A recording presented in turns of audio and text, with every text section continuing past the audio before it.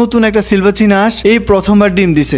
এখানে আমাদেরও কিছু গাফলতি আছে কিন্তু আসসালামু আলাইকুম রাহমাতুল্লাহি ওয়া বারাকাতুহু। বাবা অনেকগুলো কুড়া হাতে নিয়ে চলে আসছে আমাদের হাঁসের রুমে। আপনারা তো এর আগে অনেকবারই দেখছেন আমাদের হাঁসগুলো যখন ডিম পাড়ে তখন নিজেদের শরীরের লোম দিয়া বাসা বানায়, ওই বাসার মধ্যে ডিম পাড়ে। কিন্তু এইবার আমাদের একটা হাঁস বাসা টাসা বানানোর লোম দিয়া ডাইরেক্ট ক্যারটের মধ্যে ডিম পাড়ে দিছে। এখন এইভাবে ডিম পাড়ার কারণে আমার এখানে একটা ডিম অলরেডি ভাঙে গেছে, বাকি যে ডিমগুলো আছে ওইগুলো নিয়ে একটু রিক্সে পড়ে গেছি। তাই বাবা আজকে এই ধানের যে খড়গুলো আছে খড়গুলো নিয়ে আসছে এখানে দেওয়ার জন্য। একটা একটা করে সবগুলো হাঁসের ডিম বাবা হাজির মধ্যে উঠা নিছে। আর ওইখান দিয়ে দেখেন আরেকটা হাঁস বসে রয়েছে। ওই হাঁসটার উঠে দেখতেছে ওই ডিমগুলোর কি অবস্থা। পরবর্তীতে দেখতেছে ওইখানে একটা ডিম নষ্ট হয়ে গেছে, ওই ডিমটা উঠে নিছে আর হাঁসটা হাঁসার জায়গায় বসে রয়েছে। আর এই পাশে সবগুলো ডিম বাবা হাজির মধ্যে নিয়ে নিছে। তারপর সুন্দর মতো যে খড়কুটা গুলো আনছে এগুলা ক্যারটের ভিতর দিয়ে দিছে।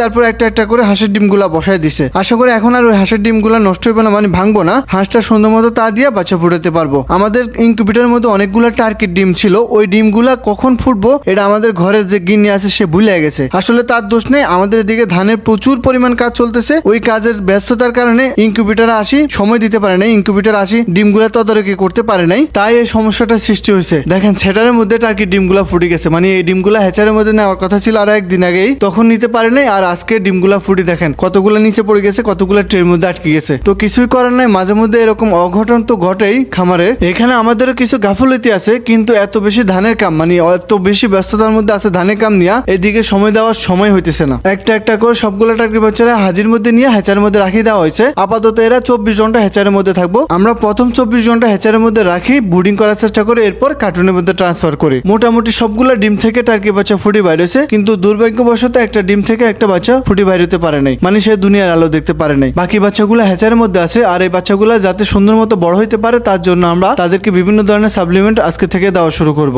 আমাদের মতো যারা বাসা বাড়ির মধ্যে খামার করে তাদের সবচাইতে কষ্টের কাজ হচ্ছে বর্জ্য ব্যবস্থাপনা। ওই ময়লাগুলো আমরা কোথায় পালাইবো এটা হচ্ছে সবচাইতে ইম্পর্টেন্ট। তা আমাদের একটা ছোটখাটো জায়গা আছে অনেক দূরে। বাবা সবসময় কি করে 1 বস্তা 2 বস্তা হইলে এগুলার মাথা করে নিয়ে আমাদের ওই জমিনের মধ্যে ফালা। বাবা এখন ওই জমিনের মধ্যে এই ময়লাগুলা ফালানোর জন্য যাইতেছে। এই জায়গাটা আমাদের বাড়ি থেকে বেশি দূরে না, সর্বোচ্চ 2 মিনিটের মতো সময় লাগে এখানে আসতে। তো বাবা এখানে আসি এগুলা ফালা, দেখেন পুরা জায়গাটা একবার পুরা এলাইছে এই ময়লা ফালাইতে ফালাইতে। মানে আমার এক খামারের যতগুলা ময়লা কাঁচরা আছে, মুরগির হাঁসের পায়খানা আছে, সব এখানে ফালা। আর এখানে আমরা বিভিন্ন ধরনের গাছপালা লাগাই দিছি। দেখেন একটা লেবু গাছ কত বড় হয়ে গেছে, এমনকি কতগুলা লেবু ধরছে দেখেন, মাশাআল্লাহ মাশাআল্লাহ। এই লেবু গাছের লেবু দিয়ে আমাদের ঘরের যে চাহিদাটা আছে ওটা সুন্দর মতো পূরণ হয়। বিকাল বেলা বাবা চলে আসছে আমাদের সিলভার চীনা হাঁসের রুমে। আমাদের নতুন একটা সিলভার চীনা হাঁস এই প্রথমবার ডিম দিছে। এই চীনা হাঁসটা আমাদের ঘরের বাচ্চা, মানে আমাদের ঘরের বাচ্চা থেকে আস্তে আস্তে করে বড় করছি। বড় করার পর এই প্রথমবার সে ডিম দিছে। সবাই মাশাআল্লাহ বলবেন, অবশ্যই হাঁসটার জন্য দোয়া করবেন যাতে তার মায়ের মতো আমাদেরকে প্রোডাকশন দিতে পারে আর ডিমগুলোর মধ্যে ভালোভাবে ভ্রূণ আসে। আমাদের ঘরে আরো কিছু ফিমেল আছে, খুব দ্রুত তারাও ডিমে চলে আসবো।